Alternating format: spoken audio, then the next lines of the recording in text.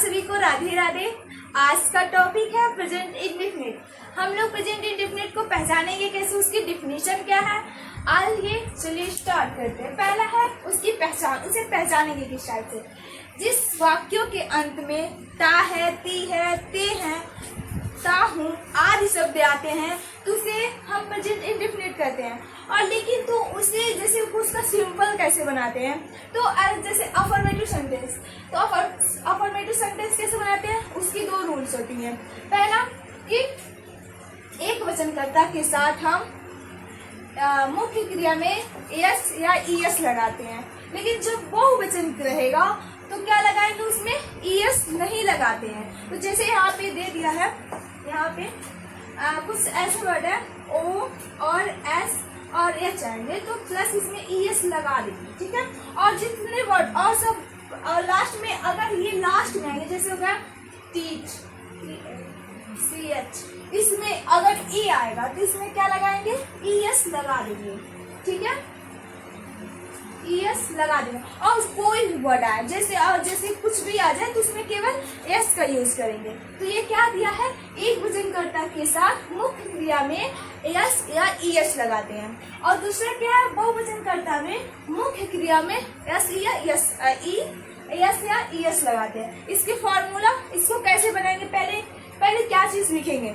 तो पहले जैसे उसके फॉर्मूलास होते हैं, पहला कर्ता, फिर मुख्य क्रिया प्लस सब्जेक्ट, मतलब इसमें एस या ईएस लगाते हैं।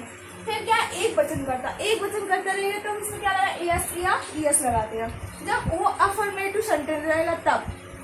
और फिर plus object plus other words, ठीक है। एग्जाम्पल में जैसे दे दिया, राम पुस्तक पढ़ता है, तो राम, इसमें राम है क्या, एक वचन है कि बहुवचन है।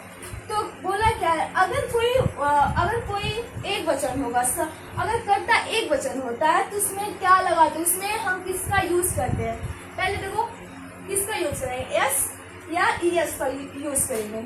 तो जो राम है वो कौन सी वचन है, कोई भी नाम, वो एक वचन हो गया। अगर एक वचन कर्ता कौन है, नेम हो गया,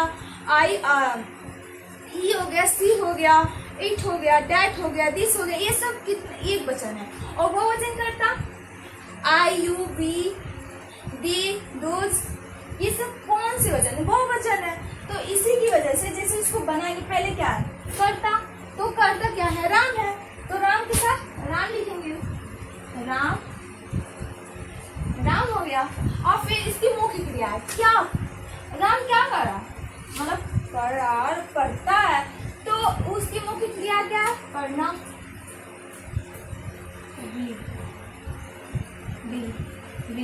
रीड है, यस, रीड्स। और क्या कर रहा है, वो क्या पढ़ रहा है, वैसे तो फालतू कुछ पढ़ेगा नहीं, कुछ तो लेकर पढ़ेगा, वैसे तो क्या पढ़ रहा है, पुस्तक, तो क्या होगा, बुक, राम रीड्स बुक। और दूसरा क्या है, हम खाना खाते हैं, दूसरा एग्जाम्पल, हम खाना खाते हैं, तो जो हम है तो क्या वो एक वचन है कि बहुवचन है। तो बोला अगर ये बहुवचन है तो बहुवचन के साथ दूसरी क्या लिखा है, रूल, बहुवचनकर्ता के साथ मुख्य क्रिया में एस या ईएस नहीं लगाते हैं, उसका यूज नहीं करते हैं। अगर बहुवचन करता रहा तो बहुवचन करता है, अगर सोचो ये बहुवचन करता है तो उसमें ईएस का यूज नहीं करते हैं। तो जैसे हो जाए वी, अब क्या कर रहा है, खाते हैं, तो क्या, eat food, we eat food, ठीक है। अब तीसरा क्या है, तुम विद्यालय जाते हो, तो तुम भी बहुवचन है, तो बहुवचन जहाँ रहेगा वहाँ ईएस का यूज नहीं करेंगे ऑफ कोर्स। तो इसमें क्या होगा, you go to school, you go to school. अब चौथा है कि गीता खाना पकाती है, तो जो गीता है क्या वो एक वचन है कि बहुवचन, गीता एक वचन है, तो एक वचनकर्ता के साथ उसमें es का यूज करेंगे या नहीं करेंगे। तो पहले जो मैंने लिखवाया है उसे जैसे एक वचनकर्ता के साथ हम es का यूज करेंगे, ऑफ कोर्स इसमें लिखेंगे es का यूज करेंगे। जैसे गीता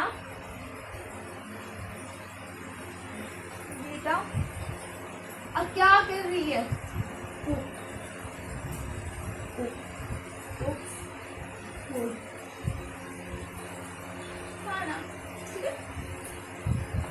और जैसे तुम इसका पांचवा एग्जाम्पल, तुम फुटबॉल खेलते हो, तो जो तुम फुटबॉल खेलते हो वो यू कौन सी वचन है, बहुवचन है।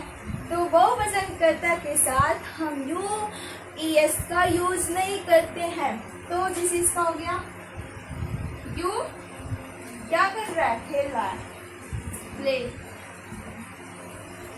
आई प्ले क्या कर रहा है, football, football, you play football. हम पत्र लिखते हैं, ये भी बहुवचन है।